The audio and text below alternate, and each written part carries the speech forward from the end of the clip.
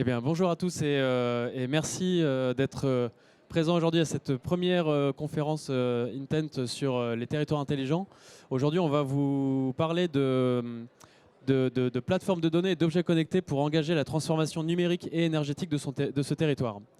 Et pour lancer cette discussion, je vais vous partager quelques éléments de vision et notamment vous demander quel serait le point commun entre un plan efficace de prévention de la canicule qui pourrait être orchestré par une collectivité avec les bailleurs sociaux présents sur son territoire et le pilotage de réseaux électriques intelligents qui s'appuieraient sur les capacités de flexibilité offertes par des ouvrages de production d'eau, des centrales photovoltaïques ou des bornes de recharge de véhicules électriques. Eh bien, le point commun, c'est que ce sont des services qui peuvent être opérés par une collectivité en facilitant la collaboration entre toutes les parties prenantes qui interviennent sur son territoire et donc en améliorant la maîtrise de sa donnée et de la collaboration. Et ça, finalement, est-ce que ce ne serait pas un nouveau rôle pour les élus et pour les collectivités que d'organiser cette collaboration ? Face à un environnement toujours plus complexe, le rôle de l'élu doit évoluer. Les attentes à son égard sont de plus en plus élevés, mais les outils dont ils disposent sont eux aussi de plus en plus évolués, notamment grâce à la technologie. Et finalement, en s'appuyant sur une ressource déjà disponible que sont les données, eh bien, l'élu peut travailler à améliorer le quotidien de ses administrés et à prendre de meilleures décisions. Pour ça, bien sûr, il faut s'appuyer sur un écosystème qui doit monter en maturité et qui doit faire évoluer son organisation. Et justement, pour évoquer ces questions, j'accueille aujourd'hui Grégory Van Greveninge de l'Université Junia. Bonjour. Bonjour. Et Dominique Gatto de SBLM Ventures. Bonjour Jean-Philippe. Bonjour Dominique. Alors première question pour vous Grégory. Quel est le rôle d'une école d'ingénieurs comme Junia dans l'accompagnement justement d'un territoire dans ses enjeux d'énergie et de climat ? Alors déjà, le premier rôle d'une école d'ingénieurs, c'est de pouvoir accompagner et former ses étudiants au métier qui sera le leur demain. Mais c'est aussi de pouvoir accompagner les entreprises et les collectivités dans leurs projets techniques et dans leurs évolutions sociétales. Et on s'efforce de pouvoir essayer de les accompagner de différentes manières. Dans le cadre de Junia, on a décidé de monter des démonstrateurs échelle 1, donc en exploitant directement nos bâtiments, pour dire de pouvoir simuler dans des conditions réelles, par exemple, des smart grids, des smart buildings, de l'usine 4.0 ou de l'agriculture urbaine, par exemple. Notamment dans le cadre de ces démonstrateurs, on s'est inscrit dans des projets européens, dont le premier qui s'appelle le projet Life Maperen et qui a pour volonté de faire du management de l'énergie par les usages. Et donc, pour ça, on a monté une équipe projet avec la ville de Lille et 145 bâtiments. Le bailleur social Lille Métropole Habitat avec 2060 logements et puis l'université catholique au sens large du terme avec une vingtaine de bâtiments. C'est grâce à ces bâtiments, on va pouvoir tester auprès de nos usagers justement de la sensibilisation pour dire de pouvoir faire chuter ou diminuer de 9% nos consommations énergétiques. Le deuxième projet européen dans lequel on s'est inscrit, c'est un projet qui s'appelle e-Balance Plus et qui a vocation à réaliser de la flexibilité dans les bâtiments. Et donc de s'appuyer sur les plateformes numériques notamment, pour dire de pouvoir ajuster les consommations d'énergie. Merci Grégory. Alors Dominique, on comprend que ces sujets de territoire intelligent passent beaucoup par la collaboration autour de la donnée. Alors justement, en quoi structurer la collaboration, la fiabilité et la continuité numérique du big data sur tout le cycle de vie du bâtiment va permettre à un territoire et à ses infrastructures d'apporter une transformation numérique ?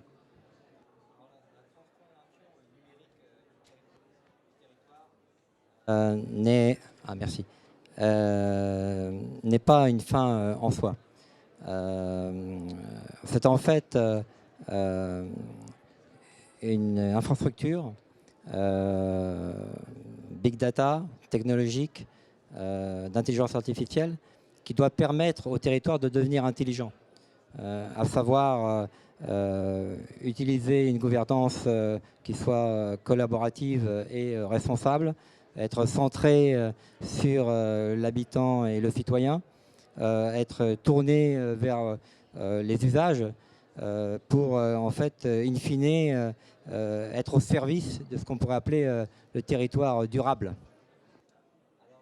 La transformation numérique du territoire s'appuie sur le CIM, le City Information Modeling, qui en fait est une extension, on pourrait dire, multi-échelle du BIM, le Building Information Management, qui intègre un système d'information géographique, un FIG, un GIS pour Graphic Information System en anglais, qui reliant en fait le bâtiment avec l'ensemble de son entourage environnant. Le CIM est technologiquement architecturé sur un C2, un Common Data Environment, qui doit permettre notamment la collaboration donc, entre les différentes parties prenantes, mais aussi et surtout l'optimisation de la gouvernance de la donnée.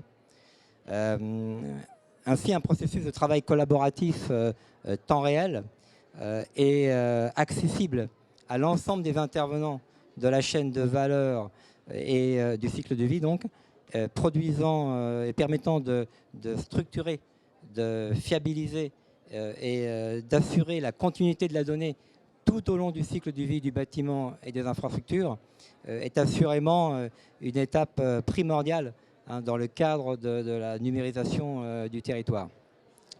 Ce processus collaboratif permettra, grâce notamment à la génération de jumeaux numériques, de réels jumeaux numériques, dirons-nous, de constituer le big data du bâtiment et des infrastructures, permettant ainsi au CIM d'avoir ses chances de se développer. Alors, le CIM tel que nous l'avons expliqué précédemment, le City Information Modeling, mais aussi et surtout peut-être le CIM en tant que City Information Management.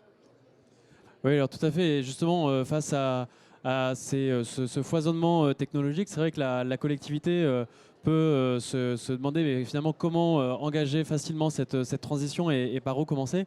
Et c'est là où finalement l'apport d'une plateforme comme Intent est intéressant, puisque Intent, à travers son offre de service, va permettre à la collectivité d'engager très facilement une démarche de plateforme et de commencer à collecter, à organiser et à partager des données avec tout l'écosystème des acteurs qui interviennent sur son territoire. Donc ça va connecter automatiquement la collectivité à ses délégations, à ses régies, aux fournisseurs de services, aux infrastructures d'objets connectés qui sont présentes sur son territoire, aux différents services pour matérialiser des cas d'usage qui vont permettre à la fois aux opérationnels d'être plus efficaces dans leurs actions au quotidien, notamment dans le pilotage de la stratégie énergétique, de la relation avec l'usager final ou de la qualité des services autour de la mobilité, des équipements, etc. Mais également de pouvoir alimenter des outils décisionnels pour lui permettre de prendre des décisions plus éclairées sur justement la planification de ses travaux ou de ses futures actions. Et finalement, pour engager une collectivité dans cette démarche-là, on s'est penché sur ce qui a fait les facteurs clés de succès de la démarche plateforme sur d'autres marchés, sur le logement social ou sur l'immobilier tertiaire sur lesquels Intent est déployé aujourd'hui. Et on a voulu reproduire également ces facteurs clés de succès qui sont à la fois le fait d'apporter une plateforme industrielle et horizontale, donc d'être capable d'avoir une approche qui soit la plus générique possible et qui soit pour la collectivité accessible à des coûts qui soient compétitifs et sans enjeux justement de maintenance importants, qui soit évidemment sécurisé, puisque on va pouvoir apporter un rôle de tiers de confiance sur la data pour les collectivités, qui soit centré sur l'utilisateur, avec vraiment une attention mise sur les cas d'usage du plus grand nombre pour faire utiliser la donnée, puisque finalement on sait qu'aujourd'hui un des gros enjeux de la donnée qui est produite dans des volumétries importantes, c'est qu'elle est relativement peu utilisée par les opérationnels. Et puis une notion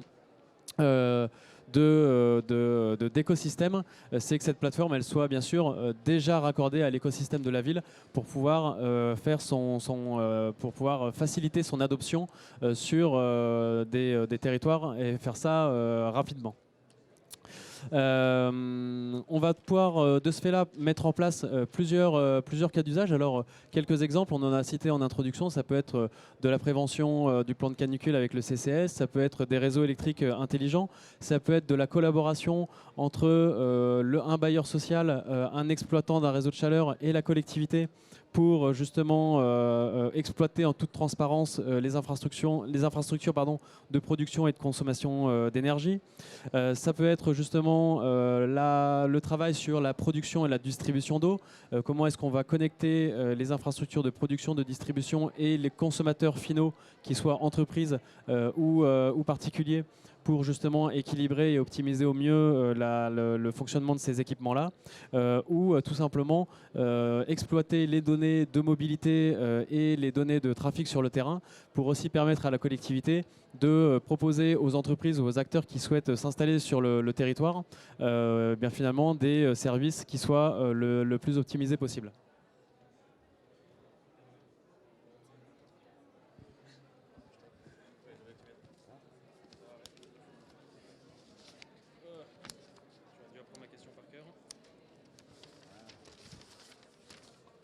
Hop là, excusez-moi.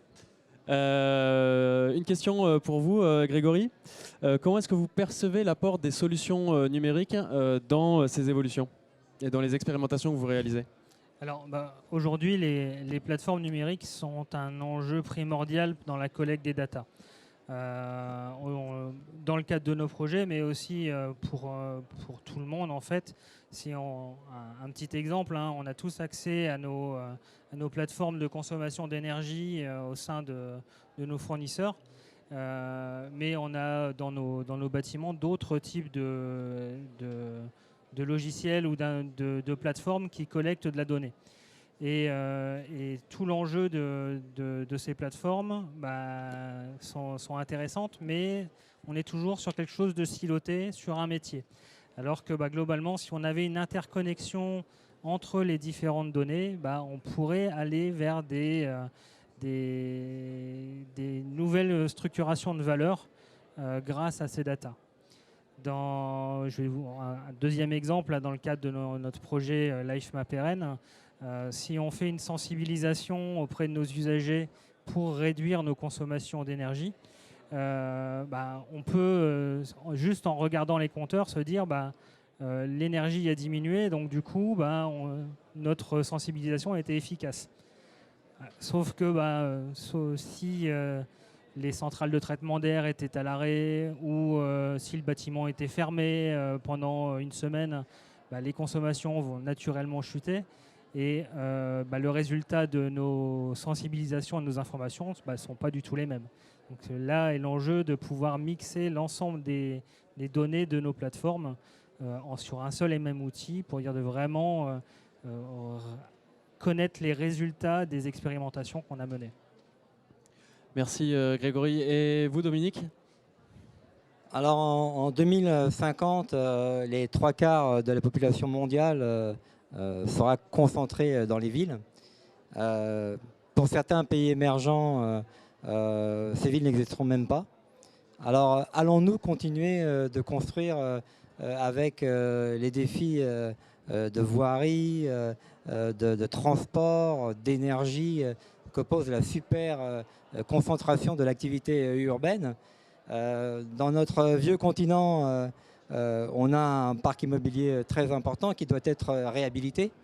Ce manque de numérisation amène des coûts considérables qui impliquent une perte de productivité globale énorme et qui influe et impacte de surcroît notre environnement. Donc ainsi, les plateformes de data, qu'elles soient du type BIM ou plutôt du type SIM, sont des outils stratégiques indispensables pour le développement futur des villes et des territoires, qui d'ailleurs doivent réduire la consommation des ressources tout en augmentant la qualité de vie. Et ceci, quel que soit leur budget ou leur taille.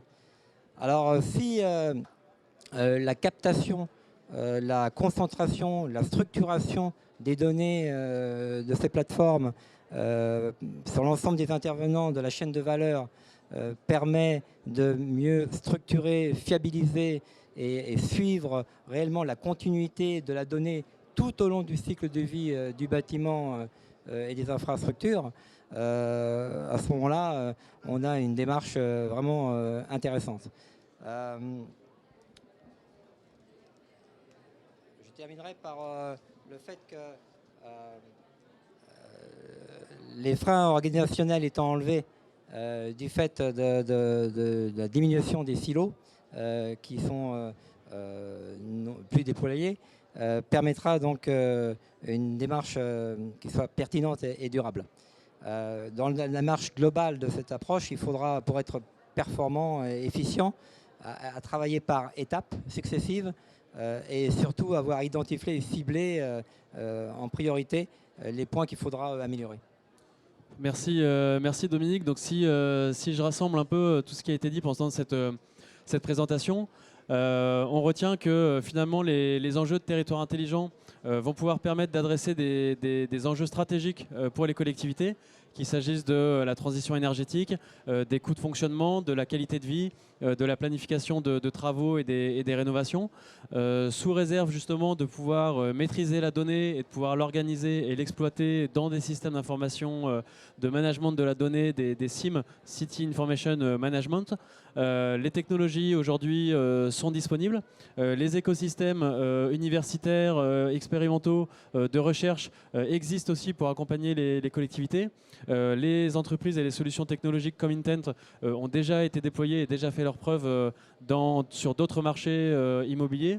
Donc de ce que je comprends, pour les villes, il n'y a plus qu'à se lancer. Oui, mais comme tu le sais très bien, ça prendra du temps. Eh bien, merci beaucoup à mes intervenants et merci à vous d'avoir suivi la conférence. On va peut-être pouvoir prendre une question dans le public.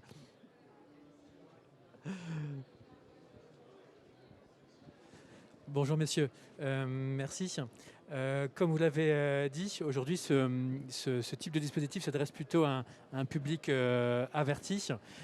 Quel est le degré de maturité qu'il faut avoir pour engager ce type de projet justement de dynamisation et de rendre ce territoire justement connecté, intelligent? Ça s'adresse à qui et comment on démarre un projet comme ça en fait? Dominique, tu avais un début de réponse, moi. C'est pour répondre. Oui, tout à fait.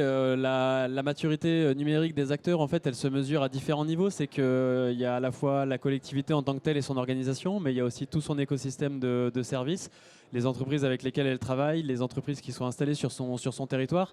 Et donc finalement, quand on mélange tout ça, on arrive de toute façon non seulement à un niveau de maturité sur ce marché-là aujourd'hui qui est encore relativement faible, mais qui en plus est très divers selon les acteurs qu'on prend.